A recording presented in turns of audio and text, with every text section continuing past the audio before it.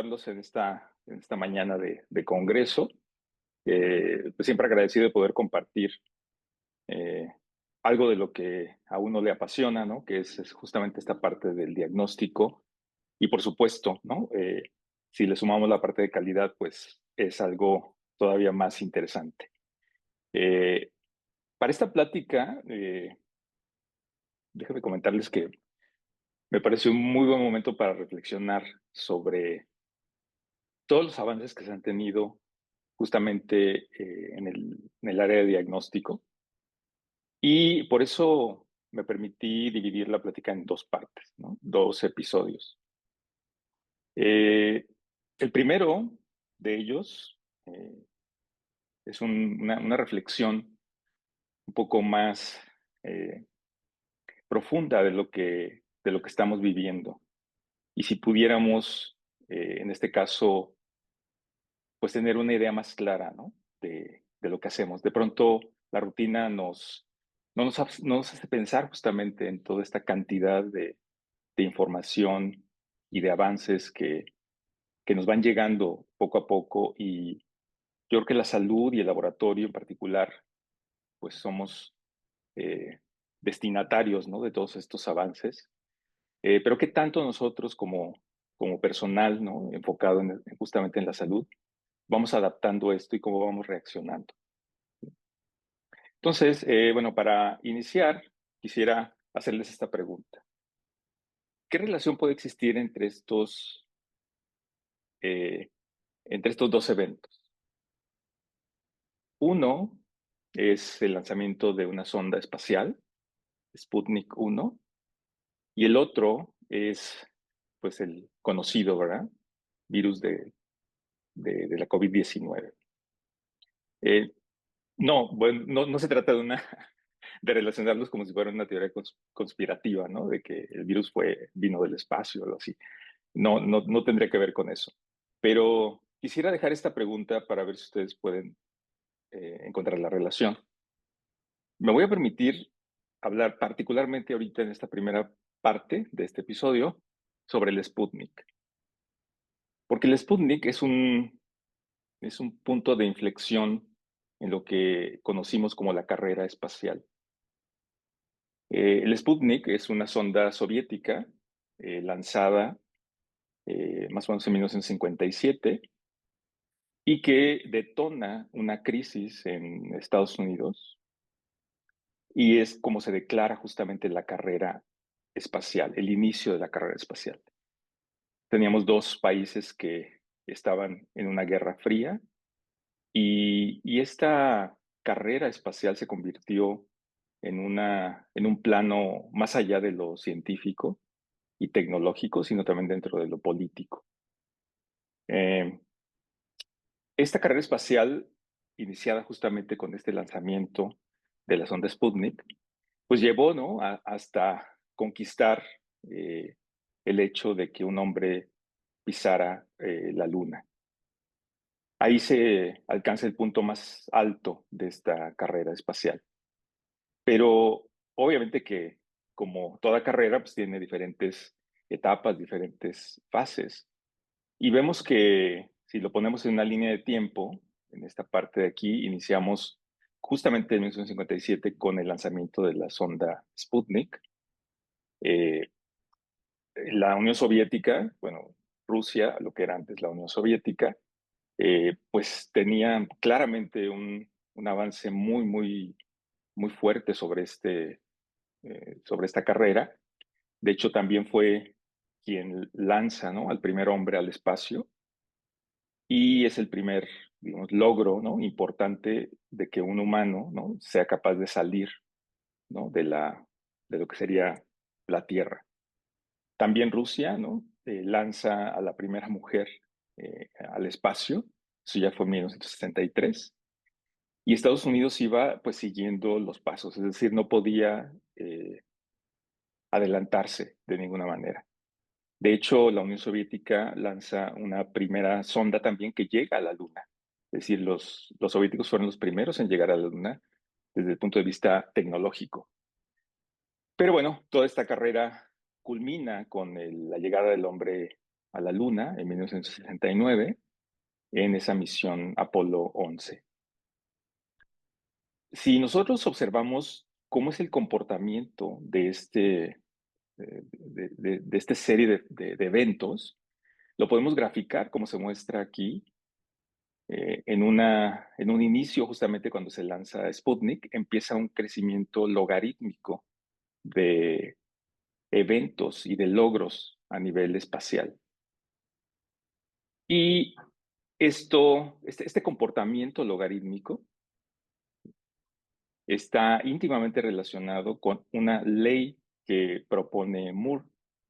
Moore es eh, yo diría, un tecnólogo, ¿no? Que predice a partir del diseño de los microprocesadores o de lo que conocemos como chips, que el número de transistores en un microprocesador se iba a duplicar cada 2 años. Esto significaba que la tecnología iba a poder ir incrementando de manera logarítmica. Es decir, a partir de un evento, pareciera como que todo lo demás se desencadena de manera precipitada y muy, muy rápida. ¿Sí? Entonces, en esta parte, pues vemos lo que dice Moore de esta ley, que no es una ley física ni nada comprobable, pues, ¿no? Pero es una aproximación que él hace a partir de su experiencia como diseñador. Y lo que vemos es que cuando lo comparamos con lo que sería la carrera espacial, tiene un comportamiento similar. Es decir, a partir de un evento empieza a haber un crecimiento exponencial del desarrollo sobre ese tema. De tal forma que si lo traspolamos ahora a la parte tecnológica, pues eso nos lleva a compararlo, por ejemplo, y eso es una experiencia que todos hemos tenido, cómo hemos pasado tan rápido, ¿no? De una computadora de escritorio, ¿no? A tener una mini computadora eh, en, en la muñeca, ¿no?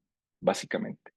Y eso ha ocurrido pues en un periodo de tiempo muy corto, lo cual comprueba un poco la teoría de Moore, ¿no? O la ley de Moore, que a partir de ese evento se van desarrollando todo de manera muy, muy rápida. Claro, esto tiene un límite. Vamos a llegar a un punto en donde ya no va a haber ese desarrollo tan acelerado. ¿Sí? Eso significa que entramos en una especie como de, de, de, de serie, ¿no? O de película, en donde todo parece ser más rápido y más furioso, ¿no? Es decir, nosotros tenemos ahora tecnología que es más rápida, que es más barata, más accesible y con una mayor capacidad, ¿no? Y esto, digo, ejemplos hay muchos, ¿no? Entonces, ahora sí, podríamos volver a la pregunta inicial que les hice. ¿Qué relación puede existir entre estos dos eventos? Si el Sputnik desencadenó lo que es la carrera espacial o la era espacial, yo propondría que el COVID inicia una era, pero en salud.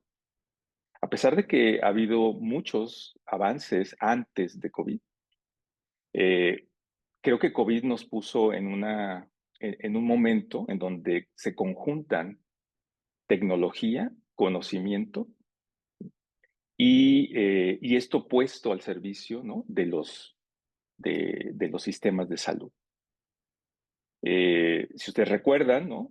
Yo creo que hasta la industria farmacéutica se vio afectada por este evento, es decir, sus protocolos para la liberación de algún producto, en este caso de vacunas, pues tuvo que acelerarse para que pudiera ocurrir, ¿no? Ya la liberación de estos biológicos. Y seguramente la industria farmacéutica aprendió mucho de esto y ahora seguramente tendrá protocolos muchísimo más rápidos, más seguros para poder avanzar en el desarrollo de nuevos fármacos. Pero todo a raíz de este evento que todos vivimos recientemente, que es justamente esta pandemia por COVID. Claramente podemos entender que estos fenómenos son como el hito, ¿no? Que desencadena todo hacia algo más complejo. Claramente sabemos que todo este desarrollo espacial no surge, ¿no? de la noche a la mañana. Hay ciertas condiciones que desarrollaron esta tecnología que nos hizo llegar a la Luna y ahora más recientemente a través de estos rovers, ¿no? A Marte. Y claramente hubo el desarrollo de nuevos motores tipo cohete, ¿no? Nuevos combustibles, ¿no? Sistemas de telecomunicación, materiales aislantes, equipos ópticos, es decir, todo el desarrollo que está alrededor de un evento tan importante como el lanzamiento de esta sonda, pues tuvo que haber surgido previo, ¿no? Al desarrollo de este evento. En el caso del COVID, también hay ciertos condicionantes que debemos de tomar en cuenta. Es decir, ya cuando llega la pandemia a este nivel, eh, pues tan sorprendente, ¿no? Que nos sorprendió a todos de alguna forma, pues ya teníamos conocimiento, por supuesto, ¿no? De lo que eran los virus, de cómo podíamos hacer biología molecular con ellos, un poco de genómica, pero ahora estamos introduciendo eh, eh, sí, pues nuevos desarrollos como son la inteligencia artificial, los dispositivos personales, la robótica. Es decir, estamos en un punto en donde la salud, yo estoy seguro que se va a transformar igual a nivel logarítmico. Vamos a, o aprendimos, ¿no? Nosotros durante la pandemia que podíamos tener sesiones virtuales con los médicos para tener una consulta. Aprendimos a tener dispositivos para tomar nosotros mismos nuestras mediciones, ¿sí? A través de dispositivos que de alguna forma podían regular o monitorear, ¿verdad? Nuestra condición. Entonces, eso, ¿no? Ha ido desarrollando, ¿no? La posibilidad de poder hacer esto de manera permanente y más amplia.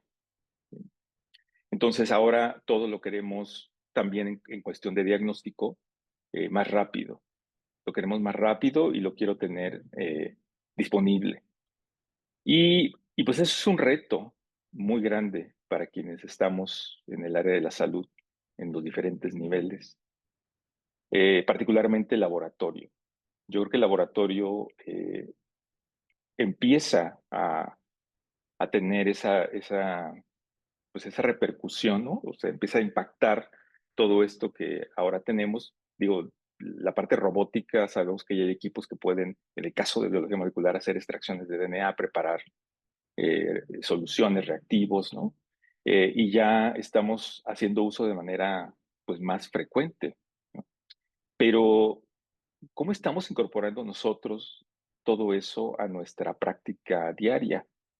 ¿Y qué vamos a hacer para poder aprender más rápido nosotros y reaccionar mejor a estas nuevas, eh, pues a estos nuevos cambios? Quisiera presentarles, eh, bueno, obviamente que estamos también en una época de salud, ¿no? Que va a ser todo más rápido, más furioso, pero quisiera presentarles un video que está en inglés, pero es muy breve, es de 1 minuto y algunos segundos, que habla sobre un dispositivo para hacer un examen de orina en casa. Es un dispositivo que, como ustedes lo verán en las imágenes, pues depende de la tecnología. Y una vez que lo veamos, quisiera plantearles una serie de cuestionamientos.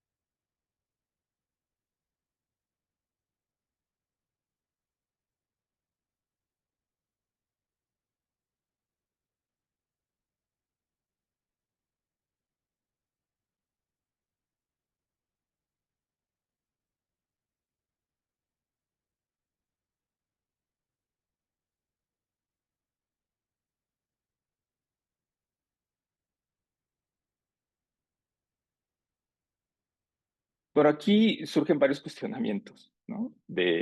Precisamente por esta necesidad de poder tener todo en la palma de mi mano y rápido. Eh, y aquí surgen, yo por lo menos me hice varias preguntas, ¿no? Dije, ok, sí, se ve muy padre, ¿no? Tal vez sea posible, pero pues van a necesitar de todas maneras el laboratorio, ¿no? Pero no es tanto eso, sino como cuestionarnos si ahora podemos tener los resultados a través de un dispositivo como este y de alguna forma van a un laboratorio y se hacen el mismo estudio y los resultados no coinciden, eh, ¿cómo podríamos resolver eso? ¿No? Porque claramente uno a veces confía más ciegamente en estos tipos de dispositivos, ¿no? Este, en donde yo lo hice y bueno, pues todo está como bajo control. Entonces, hay varios cuestionamientos que sí creo que vale la pena hacernos ya como parte del diagnóstico, porque pues esto inicia así, ¿no? A través de un teléfono celular, yo puedo descargar una aplicación, puedo comprar pues el dispositivo y puedo hacer la prueba y me dará un resultado. Y si a eso le sumamos ahora la inteligencia artificial, pues me puede asociar ese patrón con alguna patología. Entonces, pues si se fijan, este desarrollo, ¿no? de las nuevas formas en cómo nosotros vemos la salud van a ir cambiando. Ahora quiero hacerme cargo, ¿no? de mi salud teniendo mis datos en, en mi teléfono. Y eso seguramente va a cambiar mucho la forma en cómo todo el equipo de salud vamos a tener que abordar, ¿no? esta información. Y vamos a tener que transformar esa información en algo útil, en algo que el paciente pueda realmente, o que le pueda servir realmente al paciente. Y entonces el futuro, como les decía al principio, a partir de COVID seguramente viene una hiperaceleración de dispositivos, métodos, equipos, que nos van pues a dar seguramente, ¿no? Más opciones, más posibilidades. Pero aquí la pregunta es, ¿estamos nosotros realmente preparados para eso? ¿Y qué estamos haciendo, ¿no? En ese sentido, como para sumarnos o para proponer, ¿no? Nuevas alternativas. Y este sería como el final de lo que sería el episodio uno. Eh, Quisiera, antes de pasar a este que sería el episodio 2, que viene ya un poquito más la parte de la aplicación, ¿no? De las técnicas moleculares y de cómo nos ha llevado hasta el uso ya de técnicas genómicas. Eh, Me gustaría saber si hay alguna opinión al respecto de esta primera parte.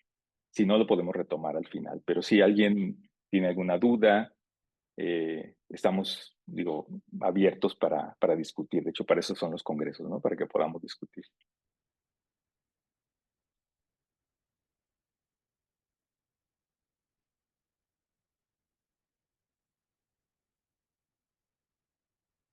¿Alguna pregunta, opinión, comentario? Va bien ahorita, doctor. Ok, muy bien. Entonces pasamos a la segunda parte, que sería ya un poco más eh, aterrizado a la parte de especialidad a la cual yo me enfoco. Y lo que sabemos también, que es una de las cosas que deja a partir de esta pandemia, es un término que ya estamos hablando de él, de en muchos congresos de especialistas médicos, pues ya hay esa intención, ¿no? De efectivamente hacer lo que conocemos como un diagnóstico de precisión. Y este término, pues nos debe de ser familiar y además debemos de entender exactamente a qué se refiere. ¿Sí? Cuando hablamos de un diagnóstico de precisión, debemos de cumplir con estas características, es decir, que exista una prueba correcta, que que se le realice a la persona indicada en el momento adecuado, que haya una situación que sea pertinente para aplicar esta prueba y que además se sume una interpretación realmente verídica basado en esos resultados. Entonces es algo que pues, se puede decir como muy fácil, pero necesitamos justamente demostrar que lo que estamos haciendo es diagnóstico de precisión a partir, ¿no?, de estas premisas, que es la prueba, la persona, la situación y la interpretación de lo que estamos haciendo. Y un ejemplo muy, muy claro es, sí, aquí tenemos que preguntar cuál es la prueba correcta, ¿verdad? Que es una de las cosas que siempre hemos cuestionado. Pero un ejemplo de la aplicación de este diagnóstico de precisión, sí, definitivamente, es el caso de Angelina Jolie. Ahí es donde se conjunta justamente todo este concepto de diagnóstico de precisión. Porque, como ustedes saben, Angelina Jolie, a partir de una historia familiar que les muestro aquí, en su historia familiar podemos ver que por el lado materno, ¿no?, existe una predisposición muy clara al padecimiento de cáncer de mama y cáncer de ovario. Su abuela muere a los 48 años de cáncer de ovario. Su mamá muere de cáncer de ovario y de cáncer de mama a los 56. Y su tía también muere de cáncer de mama alrededor de los 50, 52. Y aquí, obviamente, que ante una situación como esta, pues Angelina Jolie a los 38 años hace pues la pregunta, ¿no? Es decir, yo voy a desarrollar o no voy a desarrollar cáncer de mama o cáncer de ovario, teniendo esta historia. Y aquí es donde entra, pues justamente el término de la prueba correcta y la situación correcta, ¿no?, y a la persona correcta. Es decir, a ella, con estos antecedentes, eh, existiendo la prueba para determinar dos marcadores moleculares, que es BRCA1 y BRCA2, o BRCA1 y BRCA2, como marcadores directamente asociados con el desarrollo de este tipo de cáncer, pues entonces, pues hace uso de esta metodología para poder probar, ¿no?, o ensayar estos dos marcadores. Y estos dos marcadores son muy útiles justamente cuando tenemos todo este estudio, ¿no?, o toda esta historia, ¿no?, del paciente. No es una prueba que se le tenga que hacer, ni es recomendable hacérsela de manera abierta, ¿no?, a todo el público, porque pues efectivamente puede, lejos de ayudar, pues puede ser contraproducente, ¿sí?, en el sentido de que son pruebas o son marcadores predictivos. No es un diagnóstico como tal, sino es una predicción basado en la otra información que vamos recolectando, ¿sí? Entonces, estos dos marcadores están ubicados en los cromosomas 13 y 17 y son mutaciones que inactivan a estos dos genes, BRCA1 y BRCA2, que participan en la reparación del DNA. Entonces, al no existir mecanismos eficientes de reparación, pues se van acumulando una serie de mutaciones, ¿no?, que van a conllevar a la transformación de la célula. Entonces, para que vean la importancia que tiene toda esta información alrededor de realizarse o no una prueba, en mitad de la gráfica quisiera llamar su atención para que vean la frecuencia, ¿no?, en la que encontramos estos marcadores BRCA1 y BRCA2 mutados en pacientes que tienen cáncer de mama alrededor de los 50 años, es decir, el 50% de las mujeres con cáncer de mama presentan esta mutación, mientras que en población abierta solo el 2%, ¿sí? En cambio, cuando avanzamos en la edad y llegamos a 70 años o más, las mujeres que tienen cáncer de mama, el 87 tienen mutaciones en estos marcadores, comparado con lo que sería la población general. Entonces vemos aquí claramente que ante una historia, ¿no?, relacionada con cáncer en la familia, a través de pruebas que son, digamos, como más de tamizaje, pues entonces vamos llevando, ¿no?, a aquellos pacientes que efectivamente son candidatos para hacerse esta prueba y poder hacer este diagnóstico de precisión.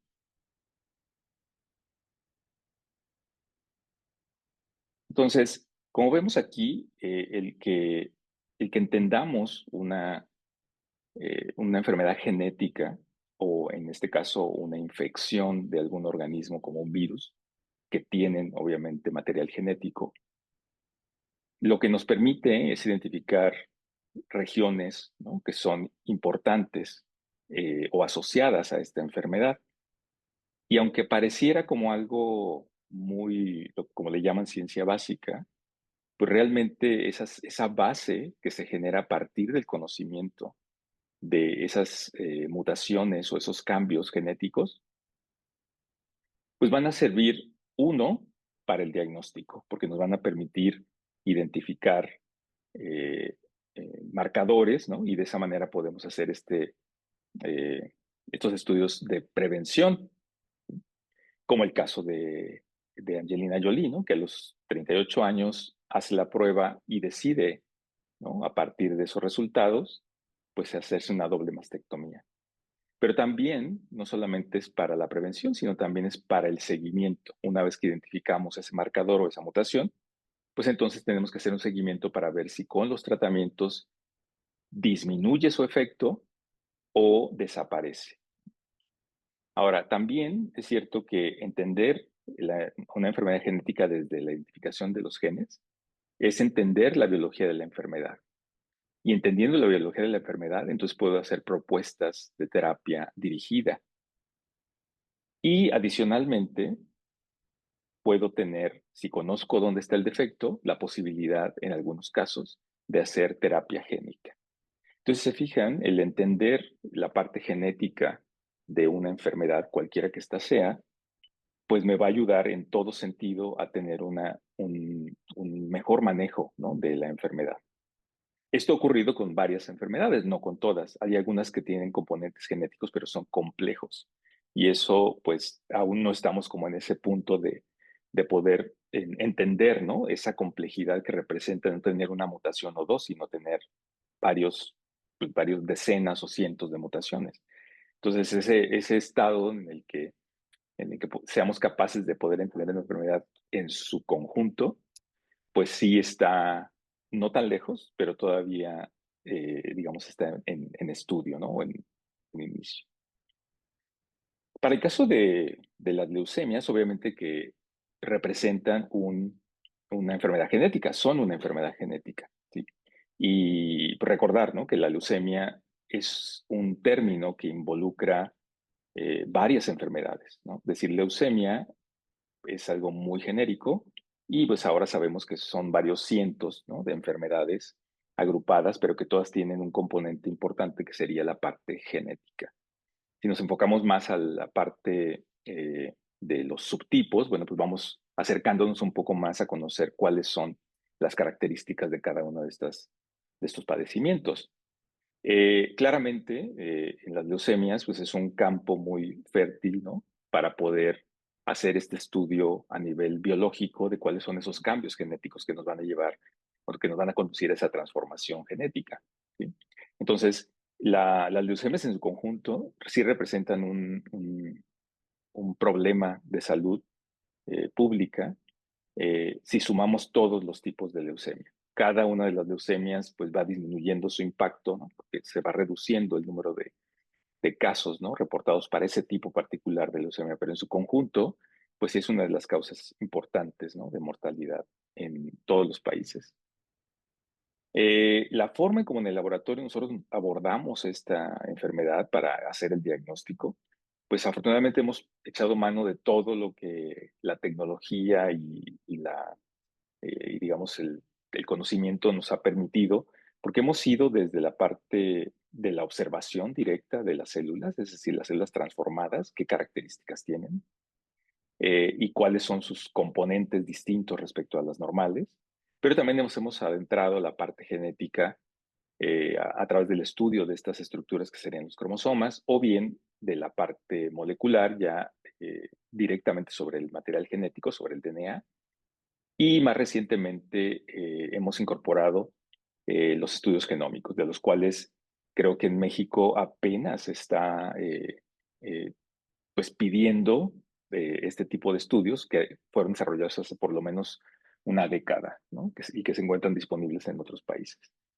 Pero bueno, este es un muy bonito ejemplo, ¿no? En donde podemos ver cómo una enfermedad, a partir del estudio de esta enfermedad, hemos podido ir incorporando diferentes metodologías para su caracterización y para poder tener un mejor, pues una mejor expectativa de vida para aquellos pacientes que la padecen.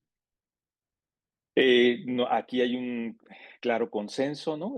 Todas las organizaciones relacionadas con la leucemia, ya sea europeas, norteamericanas o la Organización Mundial de la Salud, coinciden, ¿no? En que todas las metodologías que existen, ya sean a nivel microscópico, genético, biología molecular o genómico, deben de ser aplicadas en el diagnóstico de cualquiera de este tipo de leucemias. Algunas darán más información que otras, pero definitivamente el consenso es que deberían de usarse todas, ¿no? Para poder tener un panorama más claro, sobre todo por la complejidad que representa el tener una enfermedad con muchísimos marcadores, ¿no?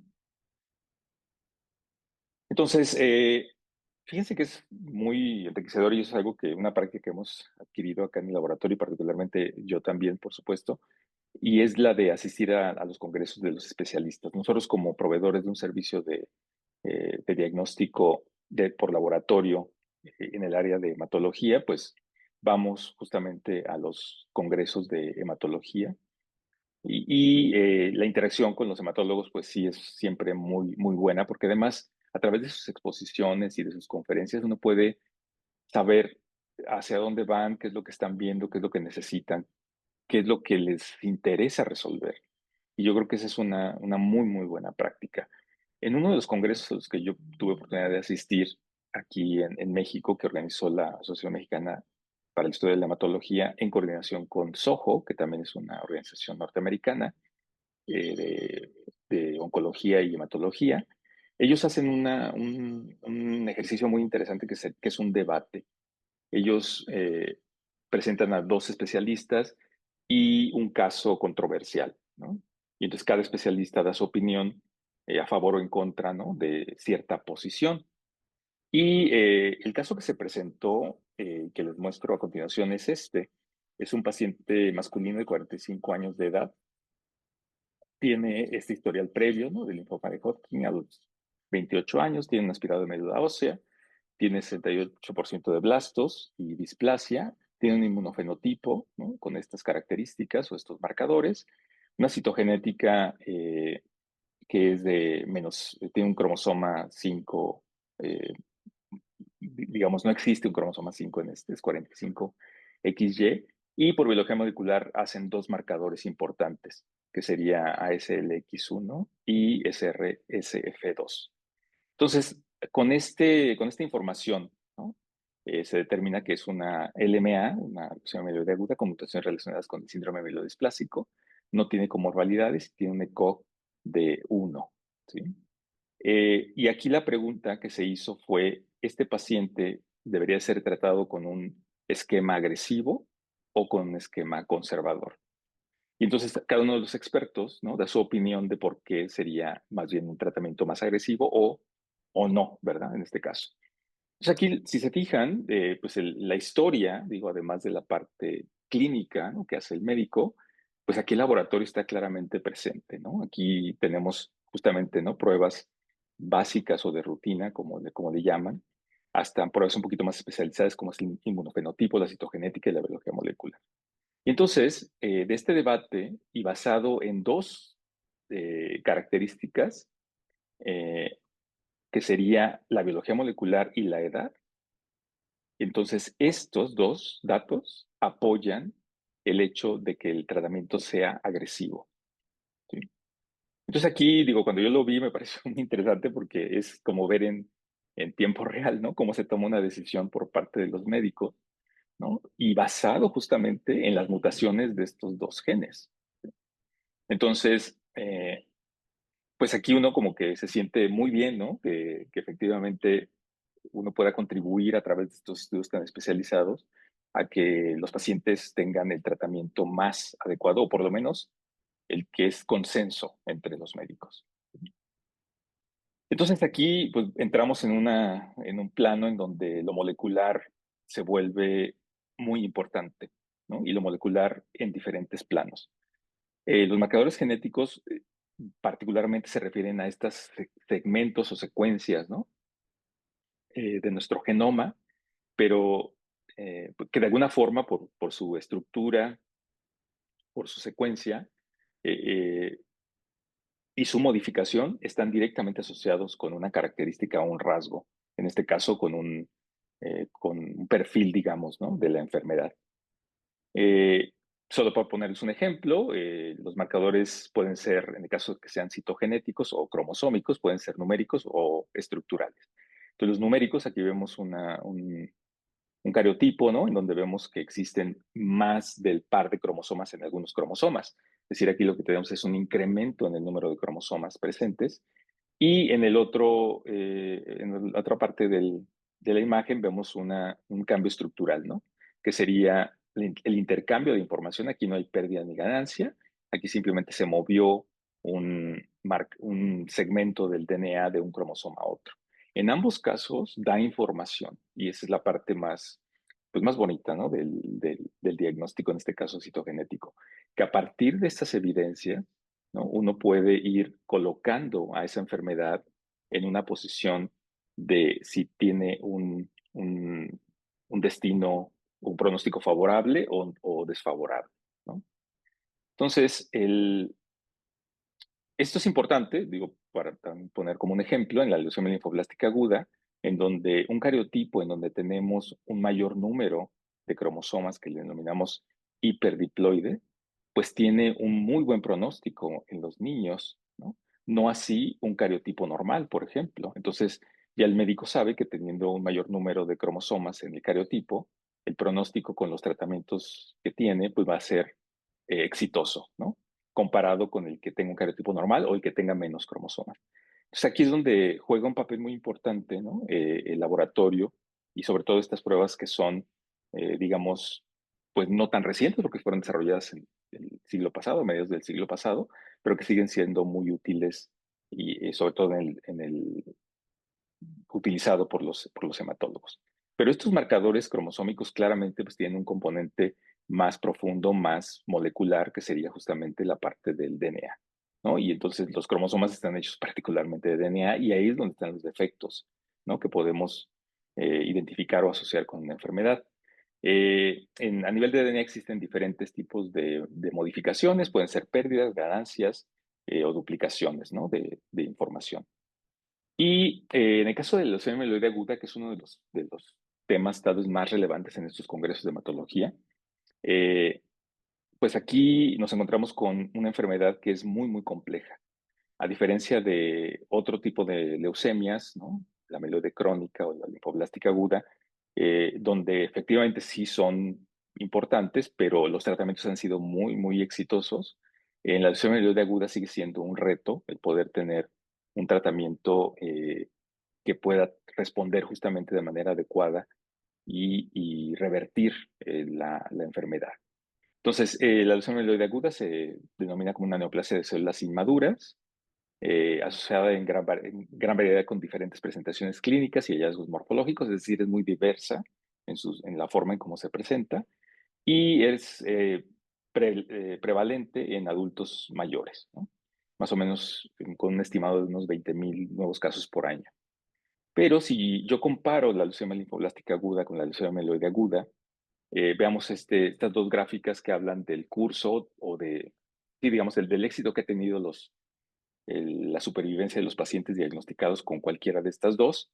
Y vemos en esta primera gráfica el LA, leucemia linfoblástica aguda, y vemos cómo desde 1975 hasta el 2018, pues hemos incrementado considerablemente la supervivencia a 5 años, de 86 o 71, dependiendo de la población que se estudie. Vean cómo los pacientes pediátricos tienen un 86% de supervivencia, incluso en algunos países hasta 90 o 95%. ¿Sí? Eso quiere decir que los tratamientos que se han desarrollado, aunado al diagnóstico oportuno, pues hace que tengamos una muy buena expectativa de vida de los pacientes. Sin embargo, si vemos lo que ha pasado con la leucemia mieloide aguda, pues más bien no ha pasado nada, ¿verdad? Tenemos un 31% de supervivencia desde 1975 hasta el 2018, es decir, no se ha podido incrementar la supervivencia con todos los tratamientos que se han intentado, ¿no? Para poder contrarrestar. Y esto habla de que efectivamente es una enfermedad mucho más compleja genéticamente. Y eso hace que pues tengamos mayor dificultad de poder hacer un buen pronóstico con los tratamientos que se encuentran actualmente. De hecho, los primeros tratamientos que se usaron por ahí del mediados del siglo pasado siguen siendo los mismos que se utilizan actualmente, o por lo menos hasta hace unos 5 años, que es citarabina y antraciclinas, o bien un trasplante halogénico. Lo preocupante aquí es, si lo vemos en esta tabla, cuál es la supervivencia a 5 años de pacientes diagnosticados con LMA. Lo que vemos es que si el paciente es de menos de 45 años, tenemos más o menos un 60% de sobrevida. Pero si nos vamos a más de 75, es del 3%, ¿eh? Es decir, es dramáticamente distinto. La edad es un factor muy importante de riesgo y pues habla justamente, ¿no? De que los tratamientos no han sido suficientes como para poder contrarrestar o tener un buen tratamiento de esta enfermedad. Pues esto explica por qué, ¿no? Aquí vemos toda la clasificación de las leucemias mieloides agudas, que esto es una versión más reducida, pero cada vez se hace más amplia el número de marcadores asociados a esta leucemia y cada uno de ellos representa una enfermedad distinta, ¿eh? Para que vean la complejidad que tenemos de esta enfermedad. Actualmente pues ya tenemos alrededor de unos 50 marcadores, ¿no? Que son importantes o relevantes para el diagnóstico de esta enfermedad. Y bueno, pues ahí viene como esta carrera, ¿no? De decir, bueno, si tenemos tantos marcadores, pues significaría tener ese mismo número de tratamientos y sin embargo no se tiene, ¿no? La estrategia eh, pues avanza lento, ¿no? Como que la parte genética y de conocimiento es más rápida y la parte de diseño, ¿no? Y aplicación es muchísimo más lenta. Una de las leucemias más con mejor pronóstico, ¿no? Es la que tiene el marcador 15-17, es la promielocítica, que, bueno, si se detecta a tiempo y se inicia tratamiento, pues entonces tendríamos una expectativa de recuperación de más del 70-80%. Pero no es el caso de todas, ¿no? Ahora, ¿qué es lo que hace difícil de esta enfermedad? Es que la mayor parte de los pacientes, cuando se les hace un estudio por cariotipo, presentan un cariotipo normal. Esto significa que no tienen alteraciones cromosómicas, pero claramente deben de tener una alteración genética porque están expresando un padecimiento, ¿no? Entonces ahí es donde viene la parte de que el cariotipo ya no es suficiente para poder identificar estos marcadores y aquí entra, ¿no? Entonces la siguiente fase que sería identificar genes que están asociados con, eh, con este tipo de leucemias. Y en este caso la biología molecular pues representa la forma, ¿no? Más adecuada de poder identificarlos. Hay toda esta batería de genes que ustedes ven aquí en estos círculos, están descritos en función del tamaño del círculo, es digamos, la importancia que tiene ese marcador o esos marcadores en su conjunto. Y pues como ustedes pueden ver, es una lista que esta es conservadora, ¿eh? De todos los genes que pueden estar involucrados en el desarrollo de esta enfermedad. Que si ustedes recuerdan, pues es una enfermedad de células inmaduras, lo cual significa que estamos afectando la diferenciación celular. Estas mutaciones están afectando que las células se diferencien y además están promoviendo que proliferen y bloqueando la apoptosis, ¿no? Entonces es la combinación más trágica posible, ¿no? Es decir, no se diferencia, crece mucho y no se muere, ¿no? Entonces es una enfermedad bastante compleja. Eh, Varias organizaciones han hecho toda una estratificación del pronóstico, ya sea bueno, intermedio o malo, y pues estas se mueven, ¿no? En función del tiempo y de acuerdo a los protocolos que se van realizando a nivel internacional. Pero bueno, sí hay marcadores que son claramente asociados con un pronóstico adverso. ¿Sí? Uno de ellos es FLT3, que es una mutación importante a nivel genético, porque FLT3 es un receptor Lo interesante de esta mutación es que se encuentra presente en muchos tipos de leucemia mieloide aguda y lo más pues, interesante también es que ya existe un tratamiento contra este marcador, o sea, para células que portan este marcador, que es el posatinib, quizartinib y la midostaurina. Son tres nuevos fármacos que yo creo que entraron en la última década, que fueron desarrollados justamente eh, a partir de que se conoce el defecto genético. ¿Sí? Entonces aquí vemos esta combinación, ¿no? De conocer el defecto genético y desarrollar una terapia dirigida. Bueno, entonces, para no extender mucho este tema de la lesión mieloide aguda, bueno, cada vez se hace más complejo. El punto es, cada vez tenemos más genes, más información que manejar y pareciera que tenemos la limitante de los ensayos, es decir, la biología molecular me permite hacer un PCR, por ejemplo, hasta multiplex, pero cuando estoy hablando ya de que son 20, 30 genes, pues ya como que el PCR se empieza a hacer lento, costoso, y entonces tenemos que buscar otras alternativas para poder dar esa información de todas las mutaciones que se han descrito asociadas a este padecimiento que es la leucemia mieloide aguda. Aunado a eso, pues ahora viene la contraparte, ¿no? Es decir, tenemos no solamente el desarrollo de nuevas técnicas del laboratorio para el diagnóstico, sino tenemos nuevos tratamientos. Y aquí la terapia dirigida es la que está teniendo más éxito en el tratamiento de las leucemias. Y pues la industria farmacéutica está moviendo, ¿no? Su interés hacia este desarrollo de fármacos que denominan biológicos y que su base es justamente a partir ya sea de anticuerpos modificados o anticuerpos que llevan una molécula adherida o bien de células que sean transformadas eh, eh, para contrarrestar, ¿no? A las células malignas. Entonces aquí estamos hablando de que estamos tratando de utilizar nuestras propias defensas mejoradas para poder contrarrestar este tipo de leucemias, que son enfermedades muy, muy complejas. Entonces, actualmente pues, ya se tienen diseño de fármacos o de biológicos de todos los tipos, ¿no? Ya les decía, desde anticuerpos, anticuerpos modificados, anticuerpos unidos a un fármaco, células, eh, digamos, naturales o nativas, hasta células transformadas, que son las famosas CAR T-cells, que han tenido mucho éxito justamente en el desarrollo de estos nuevos tratamientos contra enfermedades tan complejas como esta. Ahora bien, en el laboratorio, pues ya les comentaba, hacer una prueba de PCR, pues es una prueba que desde mi punto de vista ya se ve lenta, ¿sí? Para poder dar respuesta a este tipo de problemáticas, ¿no? De salud, como es esta enfermedad de leucemia mieloide aguda. Y aquí entra, ¿no? Lo que sería la nueva tecnología, que sería la secuenciación de nueva generación o de siguiente generación, que son los NGS. Y NGS, pues es una tecnología que se desarrolló ya hace una década por lo menos, ya de manera más consistente para su uso en el laboratorio. No, antes se usaba mucho para investigación, pero pues digamos que se transfiere, ¿no? Toda ese, esa expertise a la parte aplicada. Y entonces ahora ya tenemos plataformas que podemos tener en el laboratorio para hacer este tipo de estudios. Que yo sepa, bueno, nada más para comentarles un dato, el CAP, que es un proveedor de servicios de ensayos de aptitud para laboratorios, ya tiene, ¿no? Ensayos de aptitud para NGS, lo cual habla que pues, en Estados Unidos ya es una prueba de laboratorio, ¿no? Que ya se utiliza para poder identificar, ¿no? De forma masiva cambios a nivel genético.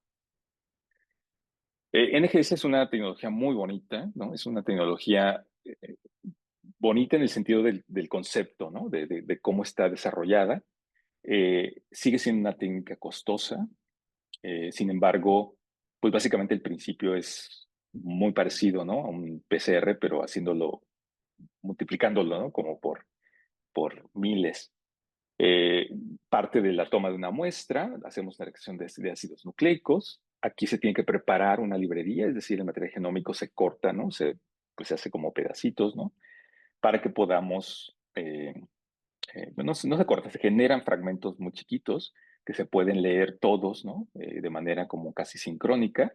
y eso va a generar una base de datos que uno tiene que armar, bueno, un programa lo arma para que podamos tener ahora un análisis, ¿no? de estos datos.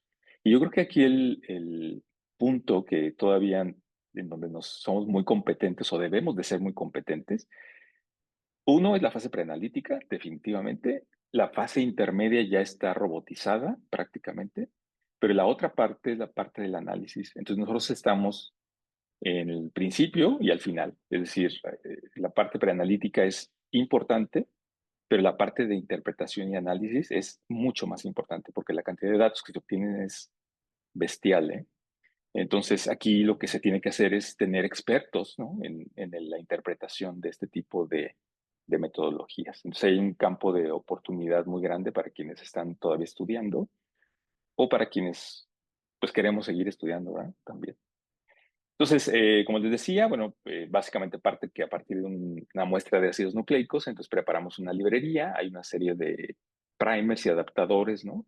Que, que se generan para poder generar copias pequeñitas, ¿no? De todo el genoma, ¿no? O por lo menos de donde querramos hacer el análisis. Eh, Posteriormente se hace esta secuenciación de los fragmentos para saber con certeza, ¿no? ¿Qué tipo de, qué secuencia tienen? Y se hace pues en repetidas ocasiones para tener mayor robustez en el resultado. Eh, y, eh, y finalmente se hace el análisis de los datos, ¿sí? Entonces el análisis de los datos es algo que les decía, se apoya uno mucho en estos softwares o compañías que ya se dedican a hacer estos análisis, pero nos permite entonces ahora preguntarnos a partir de una muestra de ADN, cuáles son todos los cambios a nivel genético que tiene. Ya no es uno por uno, ni a nivel macro como lo que sería el cariotipo, ¿no? Sino que ahora es todo. Puedo ver todos los cambios, pero pues verlos necesito como este filtro, ¿no? Este preanálisis, ¿no? Y como se podrán imaginar, pues eh, esta tecnología, y les digo por experiencia, muchos de los médicos hematólogos obviamente que lo escuchan en los congresos a nivel internacional, pero ellos quieren utilizarla, ¿no? O sea, definitivamente quieren utilizar, pero pues el laboratorio se enfrenta ahora a que pues ellos necesitan nosotros necesitamos ser traductores, porque un médico pues quiere otra vez, ¿no? Tener la información, pero la información que a él le sea útil, porque ellos no necesitan toda la información. Nosotros vamos a generar toda la información del genoma, pero ellos necesitan solo una parte, para la que ellos tiene sentido, ¿sí? Entonces yo creo que una de las cosas que he detectado como una oportunidad y que seguramente viene como a futuro es justamente esto. Tal vez la inteligencia artificial eh, nos ayude, ¿no? A acelerar, ¿no? este análisis y de esa manera necesitaríamos entonces tener ahora especialistas no solamente en genómica, sino también en inteligencia artificial, ¿no? Tal vez para el diseño de estos algoritmos que nos permiten hacer predicciones, ¿no? A partir de cierta información. Entonces, pues ya casi llegando al final de esta plática, pues, no sé, quisiera preguntarles a qué generación pertenecen ustedes, de los que estamos aquí presentes. ¿Cuántos son baby boomers? ¿Cuántos son generación X, millennials, generación Z? Y bueno, no necesitan decírmelo. Yo casi podría adivinarles que si son eh, químicos o del área de laboratorio y utilizan más microscopía y hacen cariotipos, seguramente que son baby boomers. Si hacen más pruebas bioquímicas, biología molecular, generación X, ¿no? Yo soy generación X. Y los millennials, pues son aquellos que van a tener en sus manos, pues que ya tienen en sus manos la parte genómica y de NGS. Y pues aquí la pregunta es aquellos que son generación Z, que están tal vez ahorita, no sé, en prepa, pues no sé qué es lo que les va a tocar. Seguramente que va a ser inteligencia artificial, integrada a todo lo demás, ¿no? Entonces,